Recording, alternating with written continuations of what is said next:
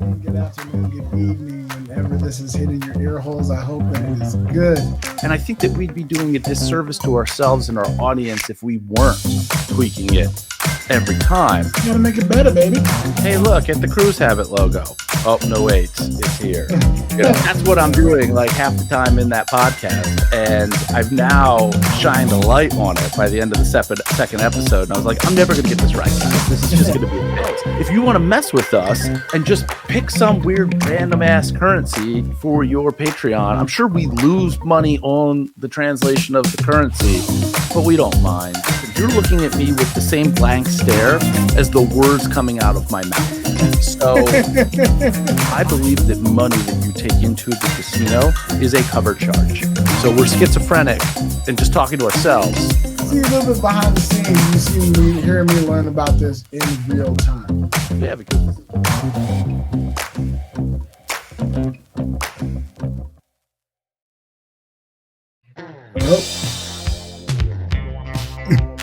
I just hit the music since you did. No, thank you. That was good because somehow YouTube started playing the video and I could no longer hear anything that was happening on screen.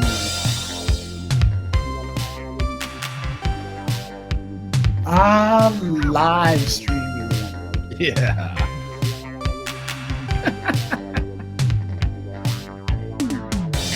What is up, all you big sexy digital nomads? Listen, point of clarity here. We promise just the raw podcast perfection by episode 80, not the live stream perfection. So I was sitting here waiting for Big Sexy to click the intro music that you're hearing now. He was waiting for me to click that 30-second countdown. It's all FUBAR, but here we are now, and I got a news alert from the grocery store. The juice has expired. Here's your host, Big Sexy. Good morning, good afternoon, good evening, whenever this is hitting your ear holes. I hope that it is good. Yeah, we got a lot of new things happening this episode. I got a new lapel mic that I'm trying out for the first time. I'm hoping that's working. We're on Instagram, and we got a couple viewers there, and I'm trying to navigate that, set up two windows and see if I can, figure that out. I think I got it pretty much covered. We got news, we got headlines, we got updates. Things are moving. Things are happening. How's it going over there, Judgmentalist? What's happening over there in Elkton? It's well, it was really nice earlier today. Then I heard what sounded like rain not too long ago, and now that rain seems to be gone. So welcome to Maryland. Take your meds, weather. And yeah, so a lot of exciting stuff going on. I'll use this platform to officially announce something that has been mentioned in a few places, but I haven't made any sort of formal announcement yet. But I have been booked to perform 5 of my hypnosis shows in Rochester, New York at the Rochester, New York Fringe Festival. That will be this September. The festival itself takes place over a longer stretch of time. I think it's almost 3 weeks. And I will be doing 5 shows, one of them on September 11th, 2 of them on Saturday the 14th, and 2 of them on Sunday the 15th. Way early, way early. So no tickets are available right now. The moment that they are, I'll have those updated on judgmentalist.com. They'll probably also be updated on betweentwominds.com. The cool news, so I've known that for a little over a week now. The really cool news that's newer to this, which is exciting for me, is that my stage partner Bernardo is also going to be doing 5 shows. He doesn't have his dates yet, but he's working on with the venue to make them kind of line up, but at the same time not compete with mine, because he's going to be at a different venue. But that's going to allow us to travel together, market the shows together, lodge together, all that other stuff.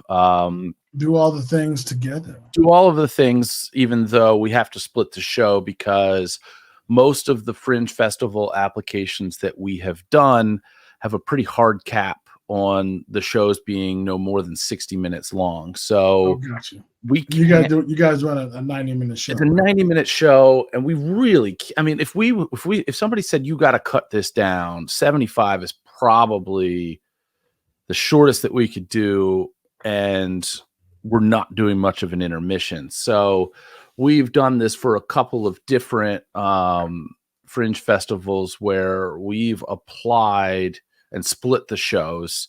So he's calling his show Enter the Impossible, which is actually like the subtitle for the Between Two Minds show. I enter my show as the Court of the Mind, which is part of my intro. So it works, and it's really great when obviously we can work together on some of the smaller fringes, or if there were ever an opportunity where we got booked at the same venue. And we anticipate this potentially happening for Baltimore's Fringe Festival this year. Our hope is to be able to coordinate with that venue and say, hey, can you slot our shows back to back? Right. That way, effectively, we're doing the Between Two Minds show with just a longer intermission, and you've got to buy a ticket to both halves. If that happens, again, I anticipate that happening for Charm City Fringe Festival. We did the one show, if everybody remembers, we did one show during their Fringe After Dark last year, because by the time we put our show together and knew that it was something that we wanted to put out there, we knew that it eventually would be something that we'd want to put out there. We just didn't think that it was going to go so well right away. We thought, baby. But we did. And we knew that we were capable of putting together a marketable, tourable product. But the first show that we did, we thought, hey, we're going to run this first show, and then we're going to take it apart, and we're going to put it back together again, because nothing goes perfectly the first time. I mean, sometimes podcasts take as many as like 80 episodes to get close to perfect. And still don't quite get that.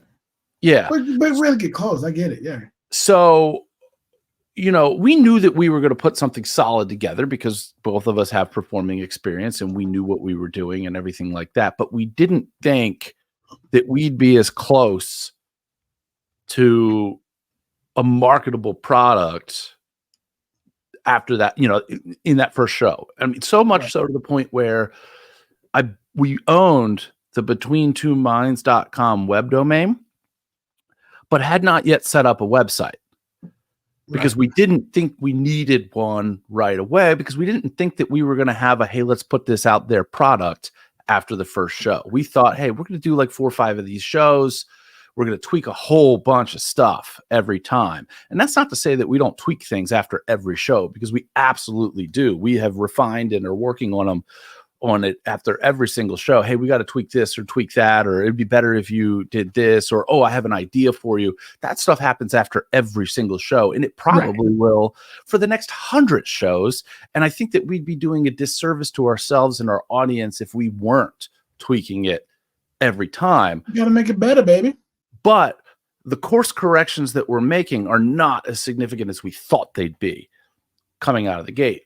So by the time we put all that together, Charm City Fringe had already set their lineup, because we're right now in the time frame. This is April. We didn't do our first show until end of July of last year. So everything was all buttoned up before we even had a show. So after that, I was just kind of tooling around, and I had talked to another magician friend of mine who does a lot of fringe festivals, because what they are is a great way to do a chunk of shows back to back to back to back to back. So I'm going to do 5 shows over 5 days in Rochester. Now, they're not 5 consecutive days, but the ability to say, ooh, I wish I would have done it this way, and then go right back out there either later that day or 2 days later or whatever it is, and tweak that thing. That's really how stuff starts to get really solid and locked in. Really solid, yeah. So, you got a videographer. You're gonna put all that on a camera. You're gonna sell it. Oh, we video every single show that we do, and unless something goes wonky with the camera, which it has in one of the shows, you can always go buy the hypnosis portion of the show. If you go to either of those two websites, either judgmentalist.com or betweentwominds.com, there's going to be a link up in the navigation bar that says hypnosis videos. That you click there, it's going to take you to where you can buy all the videos. One of the cool things, and as a lot of people probably know, that Between Two Minds show, we try to market that to nonprofits and school groups to do fundraiser shows. Right. Yeah, so not only do we have what arrangement that we have with those nonprofit groups, and I'm not going to get into the details, but basically it's a door split for which they get more of the money than we do, and we're happy about it. Assuming, of course, that they sell a bunch of tickets, because it's a fee split that's 50-50 generally, but we cap our fee. So generally, that venue, that organization has the ability to make far more money. You know, if they sell out the room, they're usually making 80% of the money. So because our fee is not super high for nonprofits, and we factor our travel costs into that cap. So, you know, the cap on us doing a show where we're just driving down the street and staying in our own beds that night is going to be lower than if we're traveling. You know, like when we traveled to Atlanta, we had flight cost, we had, you know, hotel costs, things like that. So the cap on that show was a little higher. But an organization that sells out the entire show, they're going to make more money than just half. So the other cool thing about it is that if you see one of those shows and there's a cause associated with it, a portion of that money is going to go to that cause. So if you buy that video, the videos are usually $20 unless the video quality is bad, which was really only some of the earlier ones. Then you make it for 19. What's that? Then you sell it for 19. No, $10. Well, there's one on there that's $10. But the video was kind of grainy. We upgraded the camera pretty much after the second show that we did, because once we knew that we had something and it was really solid and people loved the show, we're like, okay, we got to step it up. Not just the show, but the promo video that we're doing, and you know, the ability. This was before we were ever selling the videos. So basically, most of them are $20. Patreon takes about 5 of that. So $5 every time one of those videos gets sold, if it's associated with a nonprofit, goes back to that nonprofit. So basically every quarter I open it up and say, hey, what sold this quarter? Who do I owe money to? I cut them a check and send it out. And we'll do that forever. You know, as long as those organizations continue to exist. And to give you an idea, we're doing one right now that, like, in 2 weeks for the Northeast High School marching band.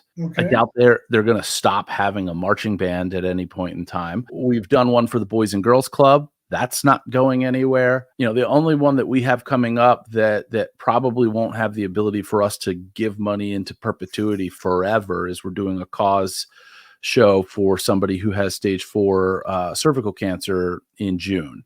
Yeah, that's going to end at some point in time. So everybody ends at some point in time. But that's not to say that we don't then say, hey, we're going to start giving into perpetuity money from the sale of this show to cervical cancer research. You know, there will be a cause. Pivot. Yeah. There will be an appropriate cause that we can give that money to. So if you see something on there, understand that if you're like, hey, I want to buy one of these, I want to see one of these shows, but I don't care which, find one that supports a cause that you care about and buy that one, you know. And where do they go to do that? Well, actually, you can just go to buyhypnosisshows.com and that'll take you right there. There you go. So buyhypnosisshows.com. And there's 2 S's in there. Buy hypnosis show. Because hypnosis ends with the letter S and show begins with the letter S. So there's 2 S's there. Back to back, yeah. Just spell it the way you're supposed to. Nothing fancy. I'll tell you what, I'm really happy. I'm really stoked about this mic over here. But I'm looking on the camera, and on the camera is on this side of the camera, so I pointed to this part of my chest. But then I saw on the camera that I was pointing to the wrong part of my chest. Yeah. And so I had to move it over. My law practice, I do a weekly, because of this software. for 3 weeks now, for 2 weeks, almost 3 weeks, I've started doing a live stream podcast. And they're only about 20 minutes long. They're set up similar to this. If you go to Bowers Law, Maryland, either on Facebook or on YouTube, that's the only places that's going to stream, because I have not gotten into any of the other social media for the law practice because there's really no reason to. You will see me constantly pointing, hey, look at the Cruise Habit logo. Oh, no, wait, it's here. Obviously I'm not using the Cruise Habit logo on that podcast, but you get the idea. Like, oh yeah, remember that time in which we had Vince Wilson and Adam Stone at Elkton Magic?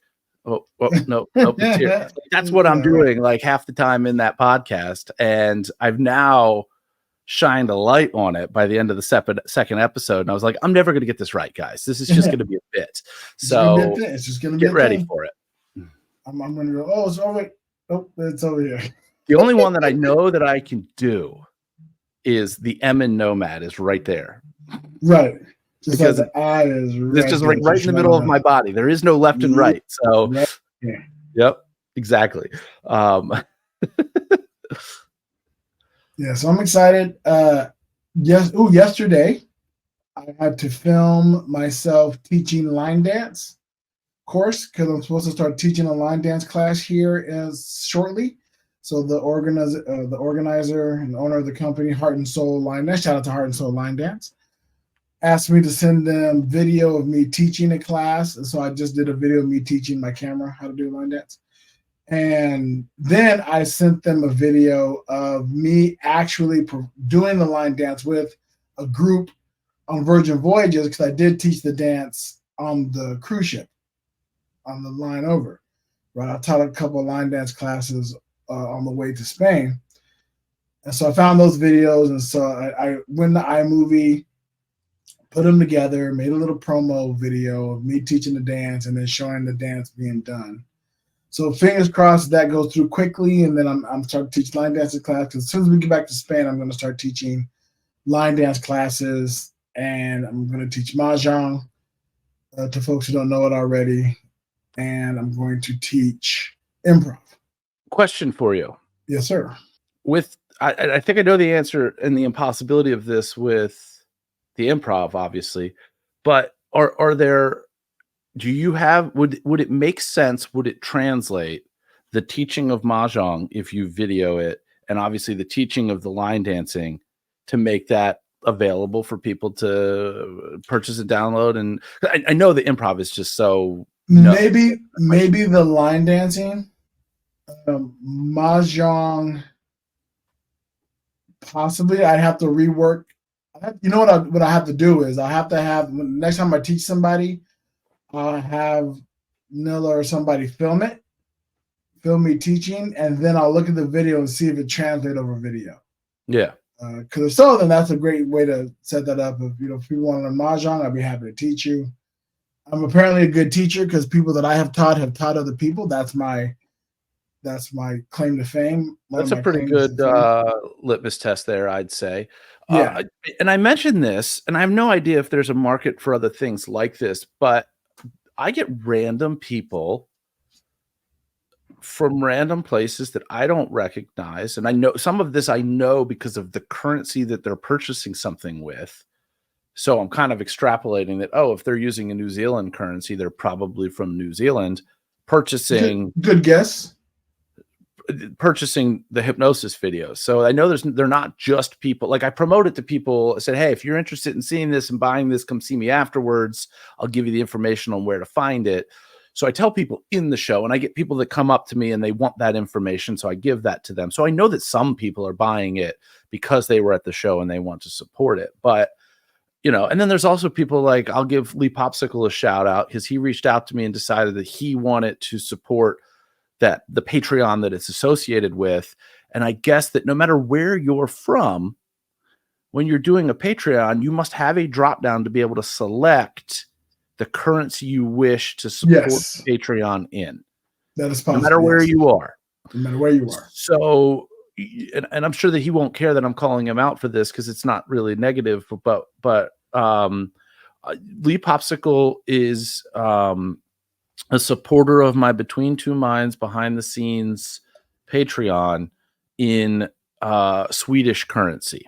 Kroners, I believe is what it is. Because I guess that he heard, I don't know whether I was talking on here or the podcast that I do for Between Two Minds or whatever about, people from all over the place and the currencies coming in. So he shot me a message, says, hey, I'm going to test this out. I'm going to put it in a different currency. Tell me if it shows up in that currency on your end. And sure enough, it did. So that was kind of crazy. So if you want to mess with us and go to bullwiththebutthole.com and support the podcast at any of those wonderful tiers. No, it's coming. Okay. There we go. It's so it's weird now, everybody, because before, when we were just doing the audio early on, well before the Patreon even existed, I was the one who had access to the soundboard, but only me. Then there was a period of time, most of the time, I'd say probably episode 20 something through 80, where Big Sexy is the only one that had access to the soundboard. Now we both have access to the soundboard, to the little background stuff, all of this other stuff. So if we wanted to kind of not just, do that, but also show you this, those are all different things that we have on the back display. Where the hell was I going with that? Oh, if you want to mess with us and just pick some weird random ass currency for your Patreon, I'm sure we lose money on the translation of the currency, but we don't mind. To say, oh, look, we got somebody's paying us in Deutschmark. Why are they using Deutschmark when they can use Euro? I don't know, but more power to them. If you're really, really interested in feeling charitable and want to just drop some Bitcoin on us, you could do that too. The people that I know who are in the know about, who claim to be in the know about Bitcoin are telling me that sometime over the next week, it's going to do something called halving. You're looking at half, or it's going to have something. The word is half, like right. To a portion. Basically what happens, you're looking at me with the same blank stare as the words coming out of my mouth. So this is the real kick in the nuts right now, is that you and I might not even know each other. If I had listened to people back in 2014 that didn't make sense then, and my understanding 10 years later is about the same today as it was 10 years ago. But 10 years ago, when I had a bunch of people telling me, hey, you need to get into Bitcoin, the cost of a single Bitcoin was like $400. Right. The problem is that I didn't have $400 10 years ago. Like I was study whatever this was. It may have been 11 years ago, but it was some time ago. I was working on somebody's political campaign, making like $400 a week cash while studying for the bar exam. You weren't the high class. I was not putting money into Bitcoin then. For anybody who's not following this, which is probably most of the smart people that are listening, Bitcoin is currently sitting at $70,000. So had I bought just one, I would have turned $400 into 70 grand, almost $71,000. So what happens is computers do computery things to mine this imaginary money. Mm-hmm. And I'm saying the words, but they mean nothing to me when I say them. But I'm repeating words that I have heard that mean something to the computers. Right. And apparently every so often they mine a full Bitcoin. And whatever that so often is, when the halving happens, either the so often doubles or they only mine a half a Bitcoin in the same so often. Got it. So it's going... Translation, the fake thing, the imaginary thing is going to become more rare, and traditional laws of supply and demand say it will become more valuable. Interesting, because I actually have some Bitcoin. As do I. I mean, I'm sitting here talking about how I don't understand it. True, but I have some. Yeah, I was given the opportunity by several different banking, mobile banking and stuff like that to like my Venmo. I have the Venmo credit card, and whatever interest they would normally give back, I say take that interest and buy Bitcoin with it. Okay. And put that in my digital wallet. And so again, if I don't have to look at it, if I don't have to worry about it, if I don't have to think about it, and it just does what it does behind the scenes, I'm all about that. And that's really the take that I took with it. I bought some. I want to say that the average cost that I have for the Bitcoin that I have acquired is about $23,000. Okay. The average cost. You're way above where I'm at. Right now, I'm looking at maybe I don't have $23. I mean, I didn't spend $23,000. I don't have a single Bitcoin. I have like half a Bitcoin. So I guess I've probably my average cost, I've put about 13 grand into it. So that though today is $35,000. Right. And if what people are telling me actually happens, that might be worth 75 grand in 2 weeks. Who knows? Right. And I put in about $6.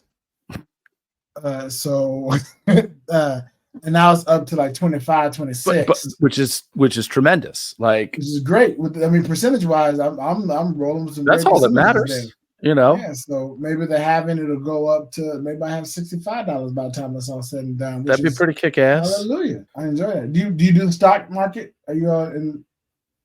You play the stocks. Not in a way that would be described by the phrase you just said. I've got an investment guy that does all that shit. Here's one of the things that I decided to do. I did, quote, play the stocks back in 2020. Everything in the stock market hit the skids as the lockdown hit. And fortunately for me, unlike the days in which somebody was trying to teach me, because I still don't think I understand it, about Bitcoin, in 2020, when everything hit the skids, I had zero debt and I had money. So I went through and said, what makes sense to buy? What companies are never going to go away? So I bought a bunch and did very, very well when all of that stuff inevitably bounced back by the end of the year. I mean, some of the stuff I got a 10 times return on. Like, it was ridiculous. So now what I've started to do is move some of that into, I basically did a breakdown. Most people do like a budget. This is what I spend on, the phone bill. This is what I spend on the electric bill. This is what I spend here, right? So I just did a breakdown of where are those bills? Are those companies publicly traded? Do their stocks offer a quarterly dividend? If the answer to all those questions are yes, then I backtracked it and said, okay, my bill for AT&T is this much a month. How many shares do I have so that the dividend offsets the bill? Okay. And then I bought that. So now AT&T is paying my AT&T bill, kinda. Right. Because I'm not taking the dividends, I have it automatically set up to reinvest the dividends. So, because I'm never putting money in that I need right now. So I'm not looking to pull it out right away. You got that stuff they call extra money. None of this is financial advice, by the way. I am not a certified financial planner. Big Sexy Digital Nomad tells you to go buy AT&T stock. I am a degenerate gambler. I want to preface and most people will tell you that I'm not a degenerate gambler. I call myself a degenerate gambler, but most people who really know, like, you're a degenerate gambler. I never, my whole philosophy on gambling, which also applies to playing the stocks or investing in the stock market, whichever mood that I'm in at the time, is all based on, I believe that money that you take into the casino is a cover charge. Right. I don't care whether that is $100, $1,000, $10,000 or more. Do not walk through that door if you're not okay forking it over and not walking out the door with it. Right. So, for example, if you plan to play, whatever you plan to play, be ready to lose it. I would say, look, you're going to spend it. The goal is to spend it. I'm not going to get it back. But get it back, great. That's just icing on a delicious cake. I'm going to have fun spending this money. So, and again, if you want to do this safely, and I'm not suggesting that anybody do this safely, but the mentality needs to be as such, because this is the way that I factor it in. And it has my wife often asking me when I say, hey, I made this much money. She's like, did you actually make that much money? Or did you philosophically make that much money? Because if I walk through the door with $1,000 that I'm ready to spend, I've considered that to be a cover charge. If I walk out with $800, most people will do the math and say I lost $200. I say I won $800 because the first $1,000 was a cover charge. And if you cannot, that's what you won. If you cannot establish that mentality, don't do it. Just don't do it. I often have to. I don't know if I've told I know I told you my pattern, my go-to, and this is sound advice. If you want to take this advice, I recommend doing this yourself. If you go to Vegas or wherever else they may be gambling on a cruise ship, Atlantic City, Reno, Louisiana, wherever. Perryville, Maryland, 10 minutes from my house. San Bernardino, California, which provides such wonderful gifts when you remember they played. Tunica, Mississippi. Are we just naming gambling halls now? I mean, sometimes you got to run down the list. Pachanga, Morongo. Anyhow. Detroit, Michigan, like the Greek town Hollywood casino where I'll be speaking and podcasting at the 2024 Michigan Hypnosis Conference. Get your tickets. So here's my surefire way to have a great time and maybe walk out with some money. Walk in, as we've already said, with however much you plan on playing. That's a set amount. You're going to spend it. If I'm going to walk in and I'll use my own budget, I'm walking in, I got $50 that I got to spend on slot machines or whatever. Put my $50 in the machine, I play the machine, and I play it till either one of two things happens. Either it's gone, which is more than likely that's going to happen. It's gone. Or I double it. The moment I double it, I cash out. I take that little ticket to a machine. I get that money in cash.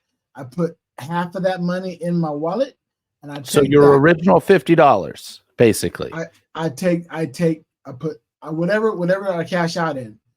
I put anything over my initial spending, so over the $50 goes in my pocket. I take that $50 and I find a machine. I'll put that $50 in the machine and I play until one of two things happens. I love that method. More times than not, I have walked out with money in my pocket because I cashed out once, maybe twice. And then the machines finally said, okay, give us that 50. They gave us the 50. I gave it to them. I go, oh, I'm done. But that whole time after you did the first move, you're playing with house money. House money. Yep. And what the cool thing is, once I've done that, I'm just playing my winnings. And not all my winnings. I'm only playing the amount that I said I was going to walk in with. Now my dear mother likes to gamble. She unfortunately is the type that gambles where she says she's gonna cash out when she gets to a certain amount, but can't stop pushing that button. Yeah. If I'm ever hanging out with her at the casino, I have to back off. It's like I gotta get away from you because that's gonna drive me nuts. Because I'll see you. You'll say, okay, when I get down to 100, I'm gonna cash out. All right, here comes 105. Because we always like to have it be like an even number. You know what I mean? You want to cash out a clean ticket. You want a clean ticket. Now, if I'm gambling and it goes over, it doubles it, but it get like, so I start with 50 and then somehow I win $56. I don't play it down that last 50. No, I cash all that son of a bitch out. I'll put all $56 in my wallet and put that 50 back in there. And I think if you gamble that way, you say you give money more times than not. Now to pivot, speaking of gambling and Vegas and things that happen in Vegas, sorta, kinda, kings of segues over here. As you talked about in the opening, the juice has expired. Yeah. I got that. It's funny because you sent me the message being like, "Hey, any topics that we need to cover?" And my response was O.J. Simpson, and you were like, "Really?" I'm like, "Well, he died today," and you're okay. like, "Oh, well, that's how I found out, right?" Yeah. Oh, all right. Well, calling me this minute old. How soon I found out about it. I didn't get. And of course, the moment you said O.J. Simpson, I was like, "Really?" And then I actually went to Google. Because you type in the word OJ and then it tells you OJ death, OJ died. But okay. R.I.P. or something. You can make that P whatever you want it to mean. Need it to be right. I know there's a lot of different. I hope all souls rest in peace, no matter how good or evil they were. I don't, whatever. I hope that finally brings peace to any people affected by his alleged discretions amongst folks. Yeah, I hope that brings them a solace of some redemption. You should have started with this because Sunnyside in the chat's learning for the first time here. News break. Big sexy. You heard it here first. Come for your news. In today's news. Yeah, so then as we're talking, it begs the question, well, did he do it? Yes. But people still ask if he did it. And I say he did it and got away with it. He published a book. It's probably been 20 years ago now. It's been a long time. He published a book, and so for anybody who's maybe at an age that none of this means anything to them, because this was like the early 90s. O.J. Simpson was an NFL player. He was a Heisman Trophy winner in college. He was supposed to be like, the best player in the NFL draft. And I guess I'll bring all of this into it. So the way that it works in the NFL is that the team with the worst record gets the first draft pick in the next year's draft, and it backtracks from there. So the Super Bowl winner gets the last pick in the draft. The Super Bowl runner-up gets the next to the last, so on and so forth. Okay, and there was a game in Philadelphia that the Philadelphia Eagles were playing the season before the draft that O.J. Simpson was going to be in. And it was on Christmas Day, I guess, and Santa Claus was out on the field, and the Eagles ended up winning this game, and the fans were actually pissed that their team won the game because it meant that they weren't going to get to draft O.J. Simpson. And they started throwing snowballs and rocks and whatever else. I don't know how they got rocks into the stadium, but this is just what the story is. But I think that's what the bleachers were built out of back then. At Santa, it may be, yeah, at Santa Claus during this game. So anyway, fast forward to sometime in the 90s, there's this news report that O.J. Simpson's ex-wife, Nicole Brown Simpson, and her, I guess they were lovers. Maybe they were dating. I was young enough that it was all fuzzy at the time to me as to who was who and what. But they were killed outside of her home. They were murdered. Yeah. Gruesomely. Violent and brutally murdered. And somehow OJ became a top suspect. There was all this to do about this live police chase of him and his white Bronco and all this other stuff. Yeah. So it was a whole deal. Then there was a criminal trial. It was highly publicized, televised, the most publicized criminal trials ever. If you were a child of the 90s or even an adult of the 90s, you know who Judge Lance Ito is, Marcia Clark, the lead prosecutor, Johnny Cochran and his team defending all of these folks. You know who they are. He got the not guilty. All right. And we're not going to get into the particulars of that, but that was the criminal trial.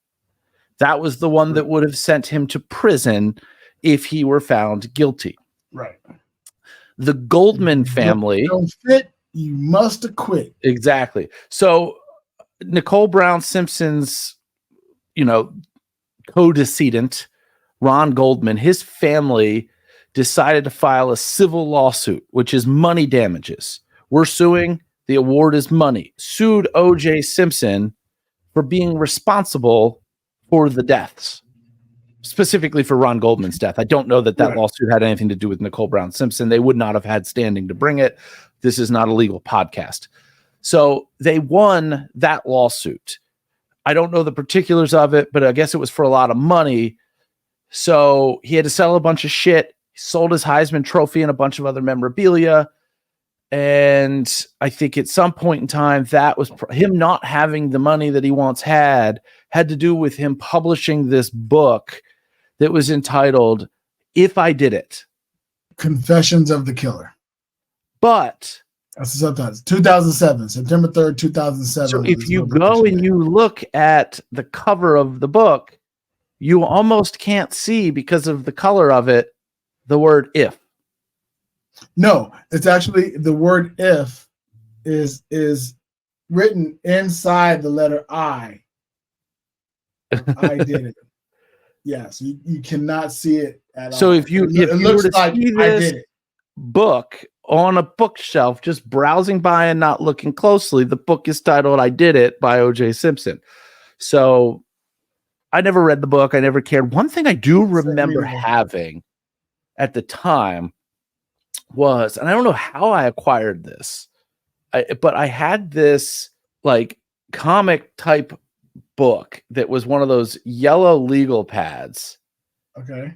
And it was like all these doodles on the legal pad, and it was put out there. Obviously, it was a kind of a parody sort of thing, but it was basically sold and marketed as O.J. Simpson's legal pad. Shit that he's writing down and doodling during the trial to show to his attorneys and his legal team. Now, obviously, this is all horseshit. This didn't actually happen. O.J. didn't write any of this stuff. It was a comedy thing at the time, a parody. But for whatever reason, and I can't tell you anything out of that pad at the time, but I thought that was the funniest thing in the world at the time. Yeah. And we should also mention O.J. got really famous on television for his airport commercial, because he was known as a runner. So we did a running commercial through, I don't remember for which airline, but it got popular. And then he was in the Naked Gun series. Yeah, and he's popped up all sorts of different places. Obviously, when you end up in a situation where you were famous and you were making a lot of money at the time, and the world moves forward, and obviously in professions like pro sports, the shelf life for most of those athletes is not very long. You get a career, you're working 20, 30, 40 years sometimes. You get a career as an NFL player, you're lucky to get 4. Right. And your brain doesn't always end up intact. Also true. So you end up seeing athletes after their retirement doing all sorts of shit to make money. Whether that be writing books or other crazy shit like that. Yeah. So, anyway, all that stuff happened. He got into some actual criminal trouble because he allegedly, and I don't know, I think he was convicted of this. So I might be able to say that he did go somewhere and robbed whoever had the Heisman Trophy that he had once sold or something like that. Again, I'm fuzzy on the details, so I'm not going to make any sort of solid claims there. That's a matter that's long since been litigated. So I know that he did spend some time in jail or prison. But yeah, I got an alert on my phone today that OJ passed away from cancer. I didn't know he had cancer. Yeah, well, he's out of the news for a little bit until he came back, kind of resurfaced behind some Trump madness. But he got to that point where it's like, okay, you're back in the news, but really, are you? I mean, go away, dude. Just at some point in time, stop. At some point, I guess he stopped. And this is just in. You are hearing it here first. I am getting a live update from Ford Motor Company. They have relaunched the Bronco. They did that about 3 or 4 years ago. But this just in, with the 2025 Broncos, you will now be able to buy them in the color white. Starting with the 2025 Bronco. Starting with 2025. They got rid of the white Bronco after the controversy. You can only get it in beige, black, gray, metallic, green. I've seen all sorts of wonky, wild colors, like bright orange ones, bright blue ones for the new Bronco. Right. Speaking of trucks, have you seen the Tesla truck in the wild? I have not seen one in the wild yet. Somebody around here, I think, or nearby, somewhere where I travel, has one, because I've seen one or a few of them in the wild. I anticipate seeing them more frequently here in California than Elkton, Maryland, I suppose. Yeah, for California. Sure. But they are absolutely the ugliest truck. It's just a really ugly vehicle. It's just it looks like a vehicle made by Minecraft, and I'm like, that's not. I don't want that. Who wants that? I think people want it for the prestige of saying they have a Tesla truck. Yeah, I have an electric vehicle and I absolutely love it. I have no idea what the cost of gas is at the pump. I have not purchased it.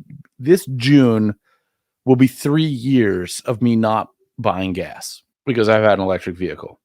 Yeah, I don't have I don't have a vehicle.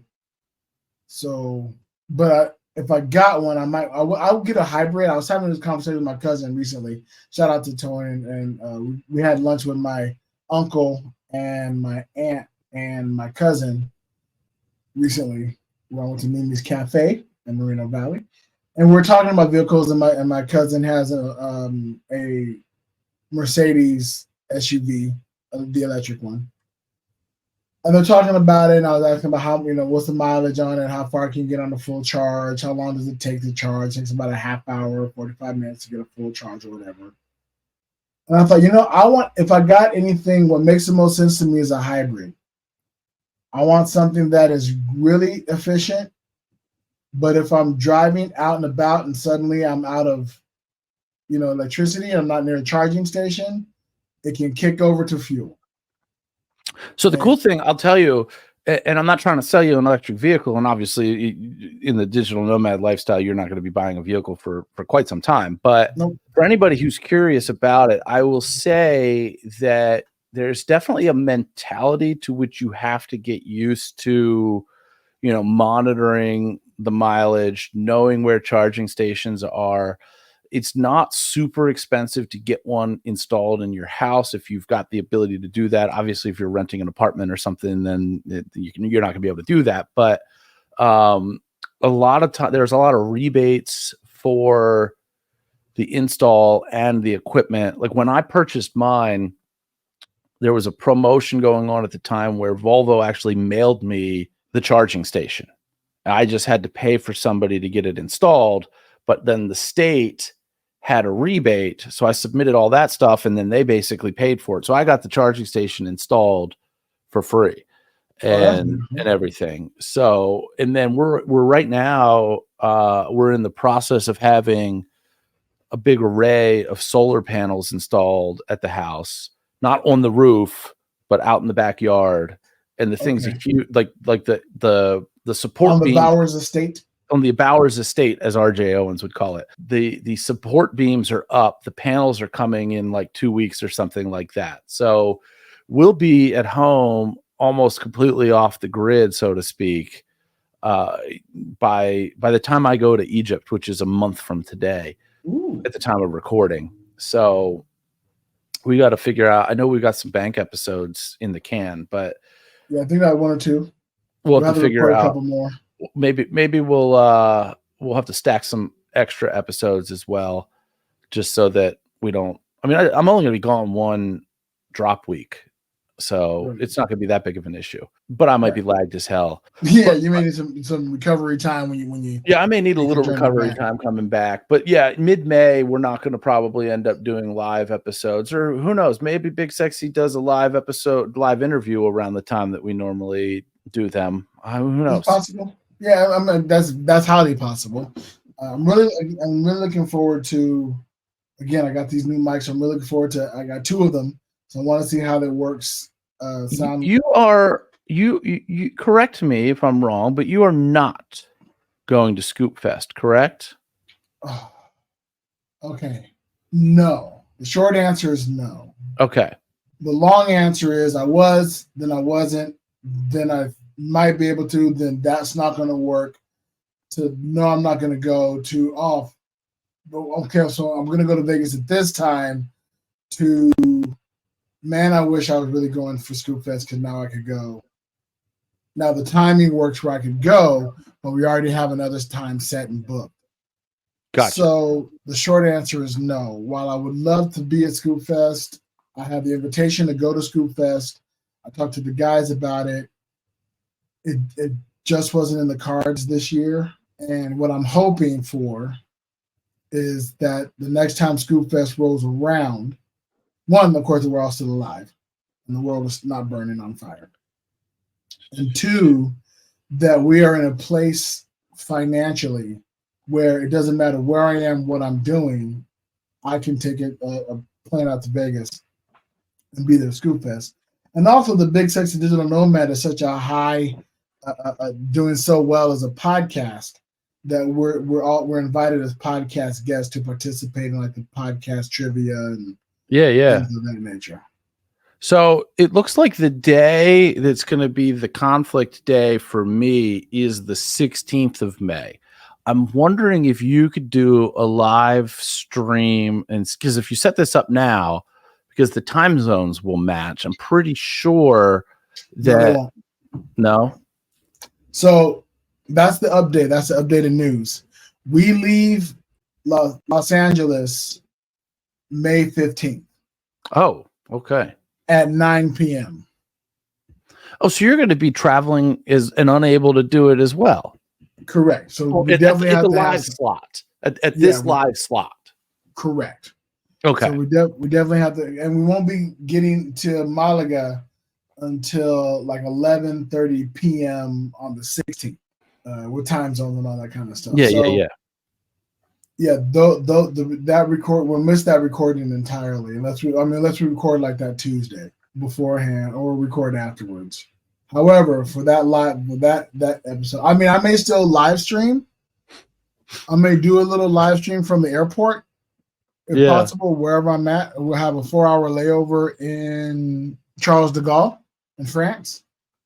And so I might see how well the internet connection is there and live stream from Charles de Gaulle. So we'll see. It'd be very, very interesting if we're able to do a live stream episode and I'm at the airport. So I just chuckled because the way, for anybody who hasn't seen this, which would be all of you, we've got a whole big list of all the potential audio stuff. We have the normal stuff that we use at the top of this list, and then a bunch of the preloaded stuff that we haven't deleted yet. I was looking to find nice podcast that drop, and then below it is all of the. You saw the Billy's drops. Cruisehabit.com, bitches. Yeah, cruisehabit.com, bitches. Yeah, a shout out to our sponsor, cruisehabit.com. Cool thing, last night /BSDN. Yeah, I loaded all these last night before coming in because I was inputting the ads post episode and I was inputting and whatever. But I figured we can always do a shout out to our sponsor and play their ad right here. What kind of weirdo digital nomads from cruise ships? Well, when I'm not being hypnotized by Judgmentalist or serenaded with custom parodies by Big Sexy, I'm thinking about, talking about, and writing about cruising.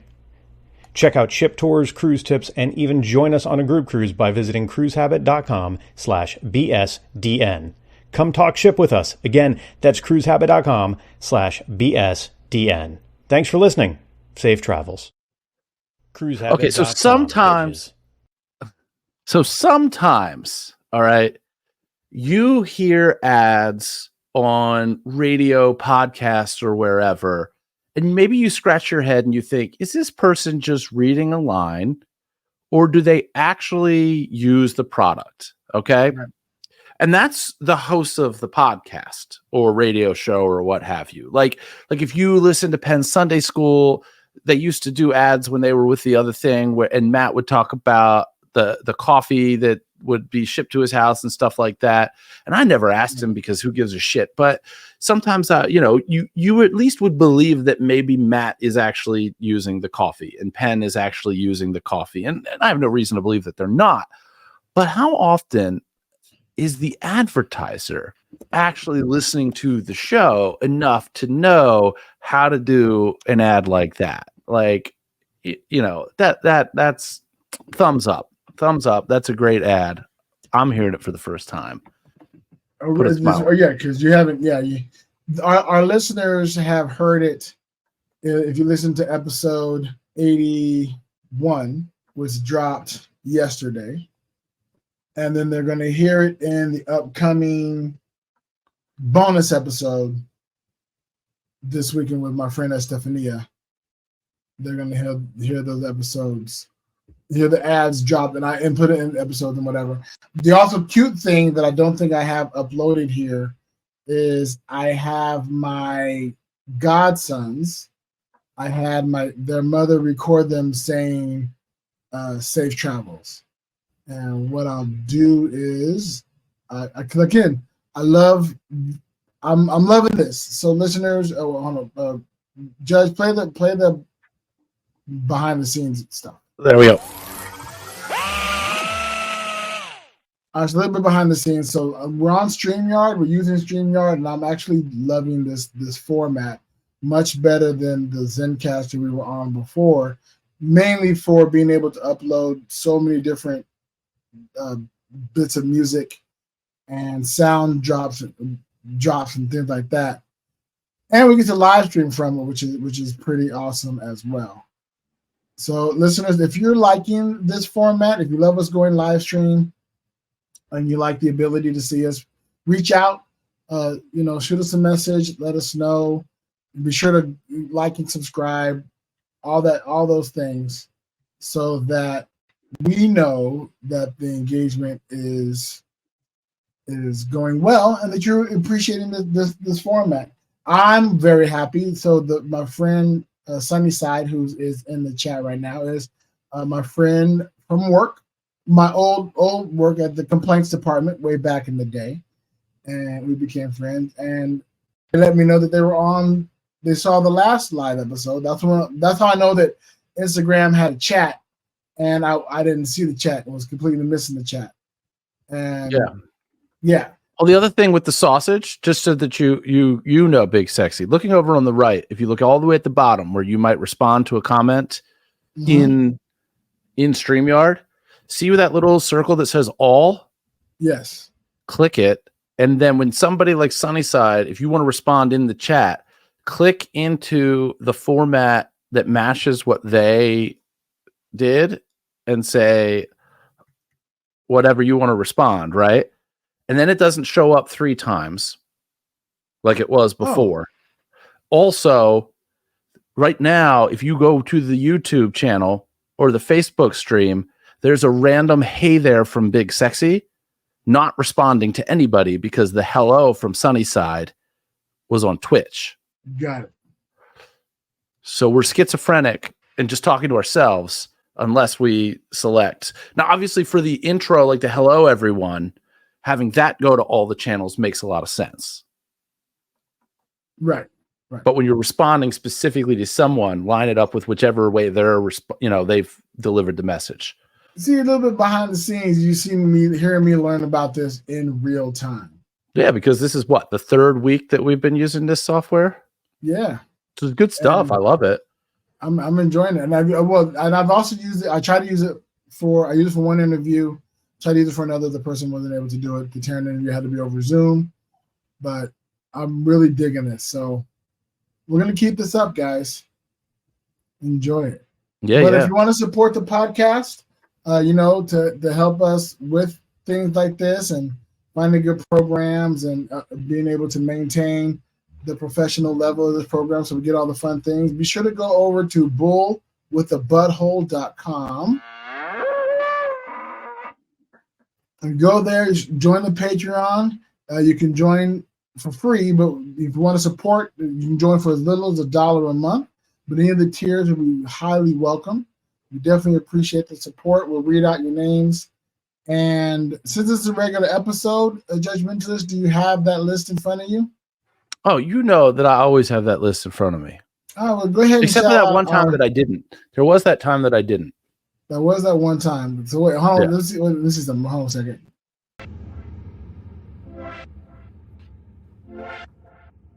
I'm trying to go. You find a good bed for me to read them out for? Yeah, I don't know if this is a good one, but we'll do this one for now.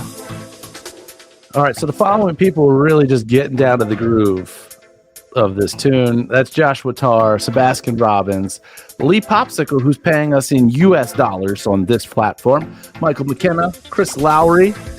He's a travel planner with the new website being gowithlisa.com. I doubt anybody's going to give him trouble with that. Bree, Angel, Smitty Scoop, who hung out with Paul from ICS for the Eclipse, Margaret White, Billy from cruisehabit.com. Bitches, go to cruisehabit.com/BSDN for all the fun things.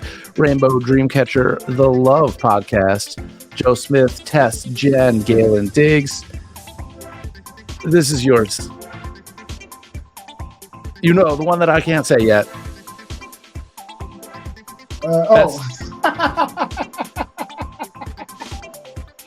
It's Aesthetic.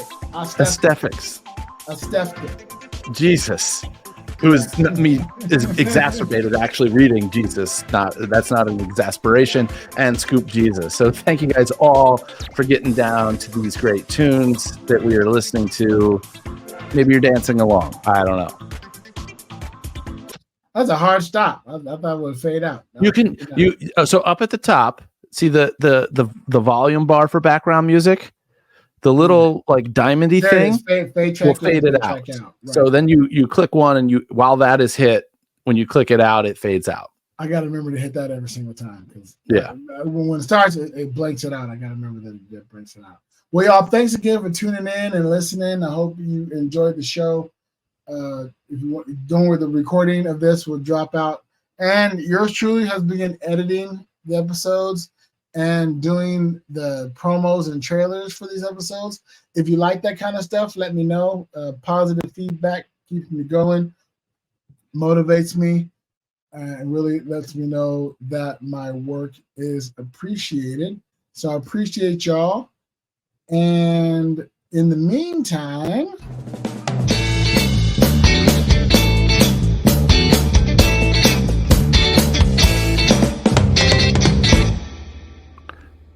safe travels.